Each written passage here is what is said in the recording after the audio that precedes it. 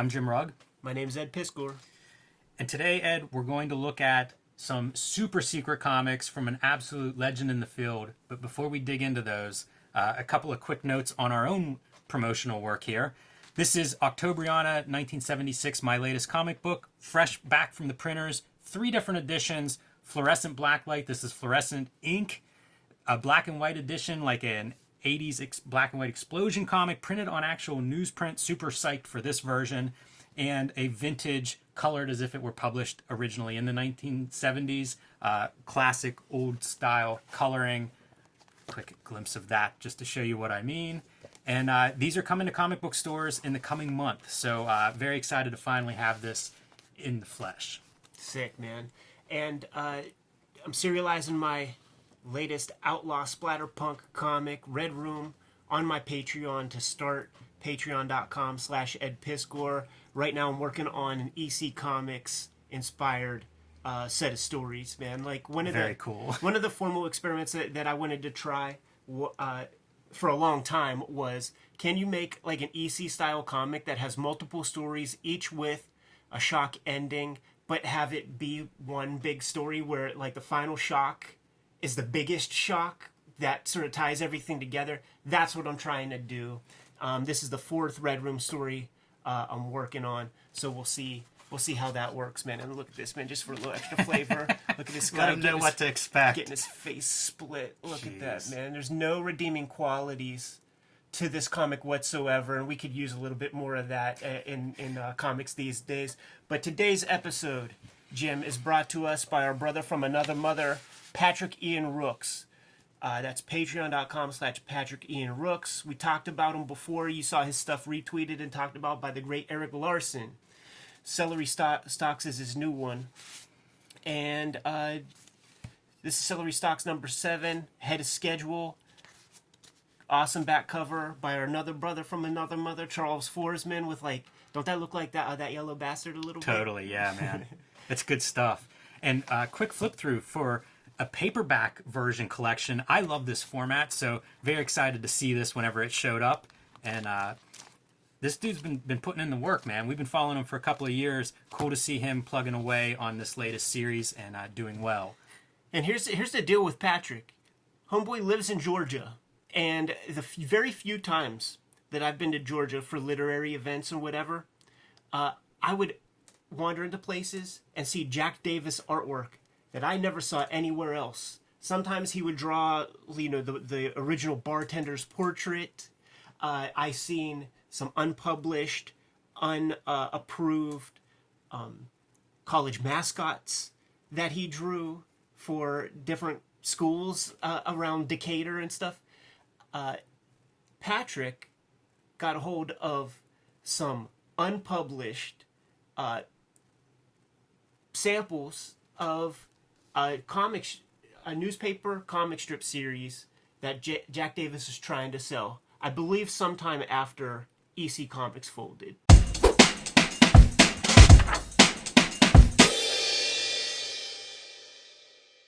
This is Jesse Pike. I know nothing about this, Ed, but I do see Jack Davis's both his style and his signature very prominent. And whenever, I guess, artists were pitching, a comic strip, you would have to do several weeks worth as part of that proposal, part of that pitch. And so these are, I think, to scale. These are printouts, obviously, but full color scan and prints, almost like an artist edition, of these sample strips that Jack Davis had put together to sell this Western comic. And this is pretty good era Jack Davis. You learn a lot, too, just about the process and the business of being like a working professional, because these are fully printworthy. They're very tight and as perfect as any kind of comic strip one can imagine. And you have to do these on spec. You have to do dozens of these for them to even consider you. And perhaps this went a little further along and he had some kind of a development deal, which is like that next stage where you get paid a very nominal amount of money to continue working on this stuff. But it still isn't necessarily enough to sustain one's, expenses over the course of a month. That said, Jack Davis is very fast. Right. And can can churn some stuff out. It is interesting to look at in terms of different quality expectations. I think if you're banging out a Western, like I know I have some Marvel comics that Jack Davis did Westerns in, that's a very different pay scale than a newspaper strip would be and an adventure series. And so I see like these are so detailed, and it could be because they're scanned from the originals as opposed to like a cheap, quickly printed or cheaply printed Marvel comic where you're going to have lines bleeding and dot gain and things. In this case, because it's a reproduction of the original, the art's so crisp and sharp and detailed, and all that line work is on display. And this is continuity. So Jesse Pike here is going out to meet this Native American Cheyenne camp, and this is him riding in, and telling his partner to keep me covered, Lou, as he rides into this camp to meet these Native Americans and see who they are, what the business is, introduce himself, and see what's going to happen here. Take a look at the reference material required to just make this thing work. Like, you have to own that hat. You have to have your own one of those, man, to draw this thing in different angles and shit. And then just like all of the ornate costuming and other design elements. It's incredible, the texture and the value. I feel like this is black and white. It's like he had some different colors of black and white than we have today, because you just don't see this level of value and texture. Part of it is digital coloring has replaced some of that, but also like this is a guy who as good as anybody that ever worked with ink. The old rule, man, and it was something that Kurtzman definitely drove home very vocally, is you have to make these illustrations work in black and white before color is applied. That's the rule. Another rule was the Kurtzman reference stuff. If you're going to draw something, you better be real about it. And I think that's a little bit of what we're seeing here, because Jack Davis would illustrate the Western portions of Two-Fisted Tales and Frontline Combat and stuff like that. Beautiful sky, man. That little bit of hatching for your clouds. This is also a showcase, right? He's trying to show, whoever he's pitching this to, what he's capable of. So in a lot of ways, like, you're going to get like, let's show a big panel, let's show the wide shots. Let's show all the detail of the reference materials, show off what he can do visually as an artist here. And so you get to see kind of, in some ways, the best of Jack Davis on display here. You're showing your best in an attempt to sell this. And so it really is a showcase for all of these skills that he has. Speaking of texture, I would often look at the EC comics because I would see them in the black and white library sets, and it really shows off that inking. And it would be like, you have about 4 or 5 textures, and every artist seemed to have it back then.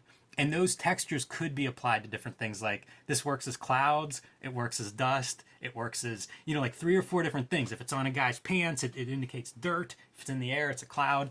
And so you get to see kind of that type of texture, which is probably all brush inking, or at least the majority of this brush inking. Yeah, there's definitely like pen in the mix, man, with certain things, but definitely lots of brushes. Well, look at that, like hatching on the eyeballs. Like, would you ever have the balls to do that? Yeah, I often look at that. Now I'll see people do a little bit of it's like an eyelid shadow or something. I'm not there yet. If I had to make an educated hypothesis about the lettering, I would say that it was done by Ben Oda, the same letterer for Mad. It has the same bounce to it. It has the same kind of like spatial differences between the characters, and the air in the balloons feels very similar to me also. The bold italic, gorgeous. Yes. The edges of those letters, and I hope they're showing up well on screen, are sharp, like they were cut with a chisel or something. So precise. Yeah, that's another stroke of... Another great example of, like, how do you spot blacks? Because we don't see... Comics art just isn't drawn this way anymore. It's so rare, and so you want those blacks on a page. It reminds me a little bit of like a Lee Elias, who I admire his brush work in the same spotting of blacks. But any of those guys, we talk about Milt Caniff anytime we talk about adventure strips, and you see it. Like, how do you add enough black to really make the art pop? Pretty inventive use of that, like finding shadows where it might not be that shadowed in real life. Casting the shadow of the hat on the shoulder even is a way to add a little bit more depth and contrast. One of the things that I'm paying attention to a lot also is I like how he has a bold, dark line for the upper lip, and we see it. We see it also. Where was it? Oh, jeez, it was like a mouth or two ago. We'll keep watching. We have a couple more strips, so maybe we'll see it before it's over. I admire. He has a heavy line that he uses from time to time. You know, as an outline, certainly maybe as a jawline or something. You know, an underside of a character, and it's a surprisingly heavy line to me, and it works perfect. Look at how cool this is, man. Have just like the black knife is like a focal point, and also lack of holding lines on that black hat with that little brim piece. Yeah, this whole arm is stunning. The silhouette of the fringe on the jacket, really cool. A real sense of making that black pop from the white background. And this to me is a hallmark of Jack Davis artwork, where he can be fairly realistic, have like a kind of like a grotesque quality, but also some cartoony in the mixture as well. Yeah, I always think of him as having that cartoony quality, almost like Bigfoot cartooning or something. Oh, yeah. But it's often deceptive, you know, like if he's doing war stories or something at EC, and he still has that kind of figure build, except what you're watching is just horrific. It somehow makes it's almost disarming, that little bit of a cartoony life-like charm applied to some awful situation. I think it makes it more effective. Imagine having to do this every day. Yeah. This kind of stuff every day. Draw these horses every day. Look at how much these horses are built of shapes. Like, they really are almost like ovals for their bodies. It's an interesting way to use space with horses notoriously hard to draw. Looks good in action, which it's almost the equivalent of telling jokes in a second language. About as hard of a thing to do as possible. Try drawing those horses in movement, in several of them in the same composition. That'd be a tall task. And another example, you know, the dust, getting a dry brush texture there to have the dust kicking up. Very subtle backgrounds, you know, you see these heavy blacks in the foreground characters, and then the background characters and the teepees, just the lightest line work, almost a ghost. You see that right there as well. He's very good at that, man. Whenever there would be these mad strips where they're just like layering joke on top of joke, foreground, background, middle ground, like he can keep it all separated really elegantly. Yeah, you never think of him as like a Will Elder chicken fat guy, but a pretty high level of detail, you know, put in these drawings. There's Russ Heath energy to this, man. There's Hal Foster energy to this, and these were all cartoonists, just like in the zeitgeist at that moment. I see a certain amount of like a filmic reference here by having that depth of field, and it's a really cool effect in comic strips that you don't see at all, haven't seen in decades in comic strips. You know, they're reproduced so small, you just don't have that. But the idea of like creating space and depth in a comic strip panel, very awesome to see here. This has a Kurtzman rhythm. You know, like Jack picked up a couple of things when he was working with Harvey. And this is one example of that heavy outline that I was describing a minute ago. He does a lot visually that it almost sneaks by. You know, if you saw this reproduced and reduced in size, it would just read. But when you see the original art, and there's an artist edition of Jack Davis's work too, where you can really see some of this line work up close, it really changed my appreciation for him as a draftsman and as an inker. We might have to look at some of that stuff under the microscope, Jimmy. Yeah. This is cool, man. Wordless and action sequence. It really is him just showing off. Like, look, guys, I can do all this.